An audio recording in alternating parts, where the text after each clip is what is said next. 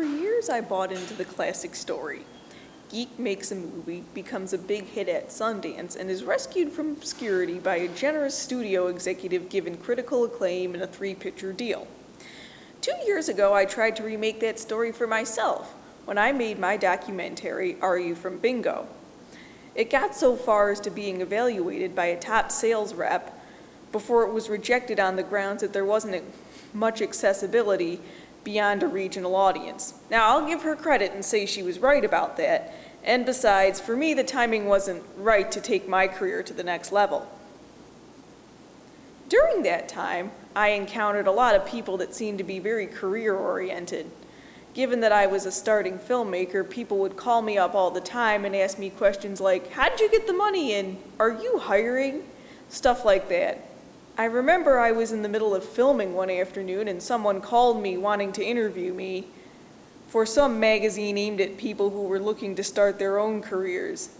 I have yet to receive that interview. At the time, I was very career-oriented myself, but over time, I became disillusioned.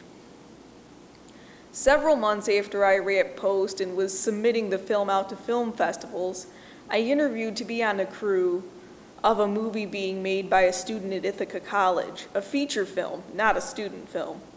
He stressed that he wanted to use locals to attract a community audience.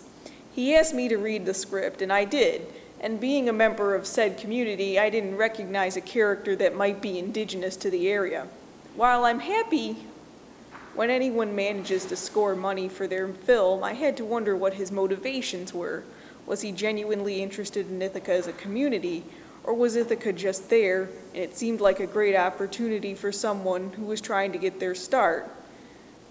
I felt like I was meeting a lot of people who were more interested in promoting themselves as filmmakers than people who actually wanted to make movies. Director Joe Swanberg, and I'll get more to him later, said something to a similar effect in an interview with Green Scene.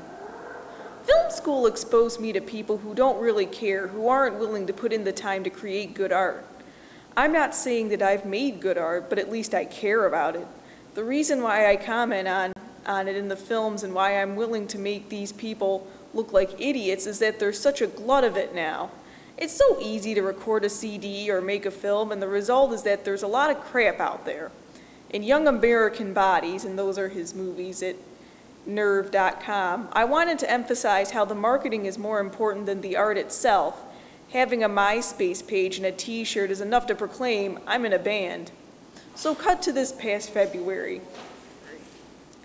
I go to Netflix to adjust my queue, and standing at my front page is a recommendation. The DVD cover had a boyish young man with his mouth agape sitting at the edge of the bed with a girl lying down behind him. I was like, hey, this looks like someone I know, and I put it at the top of my queue immediately. The actor was Justin Rice, and the movie was Andrew Bujalski's Mutual Appreciation. I received the movie the next day and watched it that night. I fell in love. The cast was made up of non-actors, and the movie was shot in black and white 16mm. There were no forced plot twists, and no one was made up to look like a junkie either. In other words, a movie made for the love of movies and not just some calling card for Andrew Bujalski. I subsequently rented Bujalski's other movie, Funny Ha Ha, and also tried to see if I could get on the crew of his next movie, which he's shooting this summer. According to his sales rep, he's shooting in Texas and quote-unquote crewing accordingly. Oh well. But Andrew Bujalski is one member of a larger part of a movement of young filmmakers that have come to be called Mumblecore. So-called Mumblecore movies usually feature character or dialogue-driven stories, or form, I should say, which feature 20-somethings in situations both mundane and profound. Among the other directors who are part of this fray are the aforementioned Joe Swanberg, who directed Kissing on the Mouth, which is, in my opinion, a very interesting movie that meshes improvisation with interviews with real people about life and relationships. He's directed 2 other movies, LOL and Hannah Takes the Stairs, neither of which I have seen but hope to see at some point. The latter features many of Mumblecore's bright and shining stars, including Bujalski and Mark Duplass, who who wrote, produced, and starred in The Puffy Chair, with his brother Jay directing, as well as Russo-Young, who made Orphans.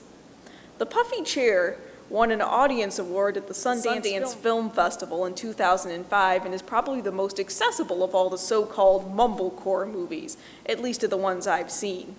Orphans I have not yet seen, but attracted publicity for all the wrong reasons when one of its leading actresses, Lily Wheelwright, died of a heroin overdose in March. Then there's Erin, who made Dance Party USA, not to be confused with the late 80s show featuring Kelly Ripa, and Quiet City, neither of which I have seen.